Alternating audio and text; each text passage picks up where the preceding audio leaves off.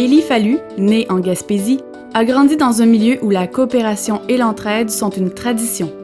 Ces valeurs fondamentales jalonnent d'ailleurs l'engagement professionnel, politique et social des domaines où il évolue. Il a étudié à l'Université d'Ottawa, à l'Université de Montréal, à l'Université Laval, ainsi qu'à la Sorbonne et à l'École pratique des hautes études à Paris. Il détient un diplôme en éducation physique, en pédagogie et en lettres, de même qu'un doctorat en histoire. Élie Fallu fut professeur à l'externat classique de Longueuil et enseigna l'histoire au séminaire de Sainte-Thérèse. Il a également enseigné à l'Université de Montréal.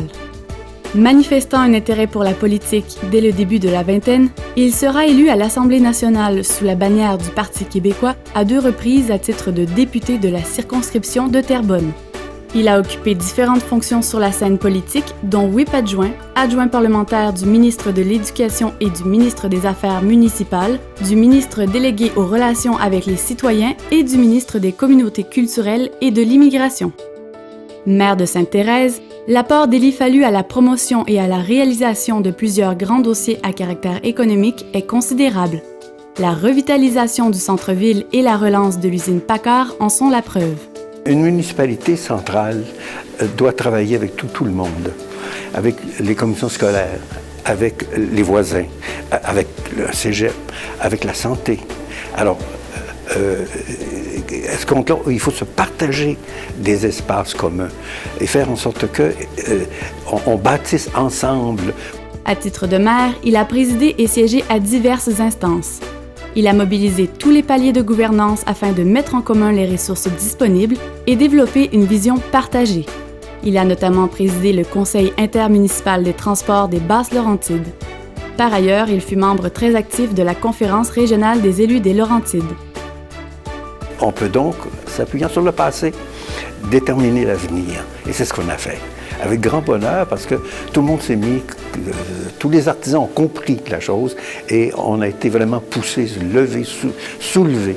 Ce qui fait que cette ville est devenue une ville de centralité, une ville d'organisation spatiale, une ville dans le domaine de tous les services. Et notamment dans le domaine du transport, ce qui a été sans doute notre plus grande réalisation collective, parce que, vous savez, comme président du Conseil intermunicipal de transport, j'ai réussi avec tout ce monde-là à unifier 14 grandes municipalités, donc de Saint-Jérôme à Sainte-Thérèse, de Terrebonne à Oka, et faire en sorte qu'avec un train de banlieue qu'on a instauré, faire en sorte qu'on devienne l'une des grandes organismes de transport des personnes. 7 millions de déplacements par année dans ce service-là. Ajoutons ça au train, c'est absolument phénoménal. Jusqu'à tout récemment, il fut président du pôle universitaire Paul Gérin-Lajoie, dont il fut l'un des fondateurs et le maître artisan. Le pôle universitaire est né d'un besoin. C'est un besoin qu'on a conçu, qu'on a observé, mais à plusieurs. C'est-à-dire, c'est le cégep, la commission scolaire, le CLD, la ville, les villes, les entreprises, et on l'a mesuré. Par une enquête scientifique, on a découvert qu'il n'y avait que 14% des adultes entre 21 et 55 ans qui avaient un début de formation universitaire. 14%.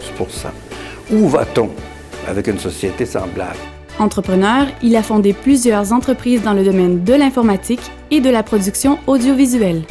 Professeur, politicien et entrepreneur, Élie Fallu est également l'auteur de plusieurs articles et ouvrages en histoire.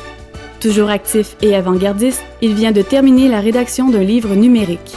Vous savez, dans une vie, on a le temps de faire tout ce qu'on veut, à condition de savoir travailler, et de savoir déléguer, et de travailler en équipe. Félicitations.